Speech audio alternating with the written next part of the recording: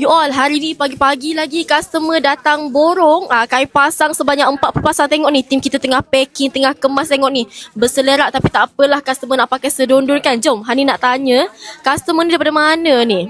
Okay all, jom Hani nak terjah customer. Ni customer Grab borong tau, 40 pasang nak pakai sedondol. Meh, tengok dekat depan ni. Okay, so kita nak interview, kita nak terjah sikit customer ni. Nak tanya sikit boleh ke?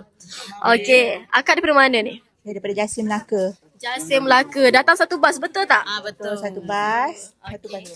Okay, so nak tanyalah, beli sedondol ni untuk apa sebenarnya? Sebenarnya untuk kumpulan Yasin. Kumpulan Yasin. Kampung punya lah, Bucenderah. Okay, so macam mana boleh kenal butik ni? Kenal melalui TikTok lah. TikTok, tengok TikTok. Ada juga tengok TikTok. Scroll Tengok. Oh, Ira Syukri. Okay, so ni first time walk in ke ataupun sebelum ni pernah beli online ke? Tak ada walk in. Oh, first time walk in. Okay. Okay, so akak bagi feedback sikit. Okay tak kita punya butik, kain macam mana? Layanan Alhamdulillah. Lepas tu kain dia okey, cantik-cantik semuanya. Harga berpatutan. Okey.